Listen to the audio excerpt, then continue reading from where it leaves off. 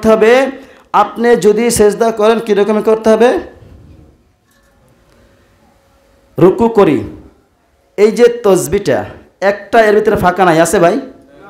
আছে আছে। যদি এই বাঁকা করি তার ফাঁকা হয় না? হয়।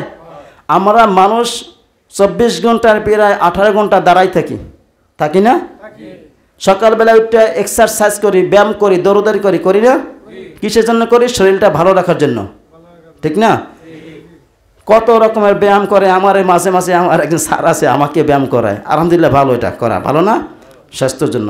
তো ব্যায়ামটা যখন সোজায় থাকেন, আপনার যে মেরুদণ্ডর গিঁটগুলো একবারে একটার সাথে একটা লাগে থাকে না? যখন আপনি যদি বাঁকা হন, ভুট হইয়া রুকু করেন, তখন মেরুদণ্ডর ফাঁকা, এই গিঁটগুলো ফাঁকা হয়ে যায় না?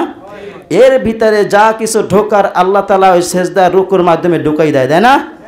এরপর যখন আপনি একটু লং টাইম নিয়ে যদি সেজদায় যান, আপনার মস্তিষ্কের ভিতরে যে ব্রেনটির ভিতরে যদি কোনো জ্যাম থাকে, কোনো কিছু থাকে, সেজদায় বেশি অবনত হইলে আল্লাহ তাআলা এই ব্রেনটির ভিতরে ক্লিয়ার করে দেয় সেজদার মাধ্যমে। সুবহানাল্লাহ। রুকু দিছি, একবার বলছি, দাঁড়ায় গেছি, টুকটাক নামাজ পড়ি, যেই নামাজগুলো কবুল হয় না। নবীজি সাল্লাল্লাহু আলাইহি ওয়াসাল্লাম একবার মসজিদে বসা ছিলেন, এক সাহাবী আসলেন, নামাজ পড়লেন, খুব দ্রুত গতিতে নামাজ পড়লেন, নবীজির কাছে আসলেন, নামাজ সালাম দিলেন, নবীজি সালাম দিয়ে জবাব দিলেন, তুমি নামাজ পড়ো নাই, নামাজ পড়ে আসো। তুমি নামাজ পড়ো নাই, নামাজ পড়ে আসো। বলছি, ইয়া রাসূলুল্লাহ, আমি তো নামাজ পড়েছি। বলছে, তুমি নামাজ পড়ো নাই, আবার নামাজ পড়ে আসো। আবার নামাজ পড়ে আসলো, আবার সালাম দিল, আবার একই কথা বলছে, যাও তুমি নামাজ পড়ো নাই, নামাজ পড়ে আসো। এবার করে 3বার যখন এরকম সে সালাত আদায় করলো, তখন তিনি বলছেন, ইয়া রাসূলুল্লাহ, এর থেকে ভালো নামাজ আমি পারি না, আমাকে নামাজটা শিখাইয়ে দেন।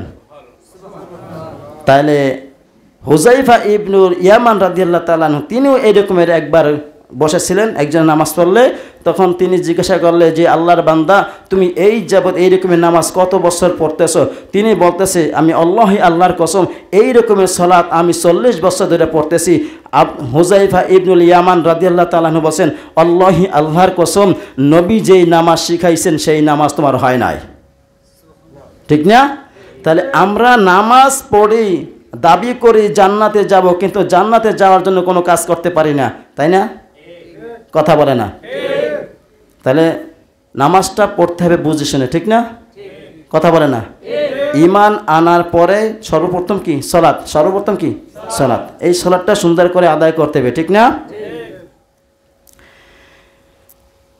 এখন দেখেন, হযরত ইউসুফ আলাইহিস সালাম তিনি ছোটবেলায় স্বপ্নে দেখছেন। এই স্বপ্নের দেখার কারণটাই তাকে জন্মস্থান ত্যাগ করে তাকে মিশরে যাইতেছিল না? তা এখানে কি বলছেন, ইজ ক্বালা ইউসুফু লি আবিহি ইয়া আবাতি ইন্নী রাআইতু আহাদা আশারা কাওকাবা ওয়াশ-শামসা ওয়াল কামারা রাআইতুহুম লি সাজিদিন। ইউসুফ আলাইহিস সালাম তার পিতা ইয়াকুব আলাইহিস সালামকে বলছেন, আব্বা জান, আমি স্বপ্নে দেখলাম আকাশের 11টা তারকা এবং চন্দ্র ও সূর্য আমাকে সেজদা করছে। সুবহানাল্লাহ। ইউসুফ আলাইহিস সালামের পিতা, তিনি একজন নবী, তিনি বুঝেন না? তিনি বলছেন, বাবা, আব্বু, এই কথাটা আর কারো তোমার ভাইদের কাছে বইল না।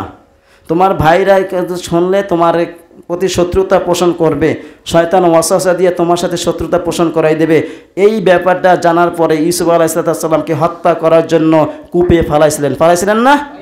এরপরে আল্লাহ তাআলা কি করছেন দেখেন, ওয়ারাফা আবাওয়াইহি আলাল আরশি অখরু লাহু সুজদা অকালা ইয়া আবাতি হাদা তা'ওয়িলু রু'ইয়া মিন ক্বাবলু ক্বাদ জাআলাহা রাব্বি হাক্কা।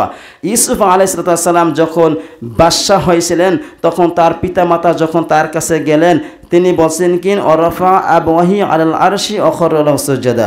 তিনি বলছেন, তখন তার বাবা মা যখন গেলেন, তখন তিনি যে তার সিংহাসনের পাশে বসাইলেন, এখন সবাই তার সামনে সেজদা অবনত হয়ে গেল।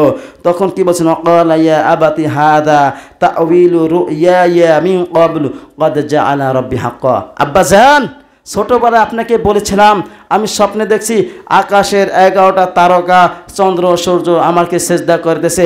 ওয়াকাদ আহসানা বি, আল্লাহ রাব্বুল আলামিন আজকে আমার উপর ইহসান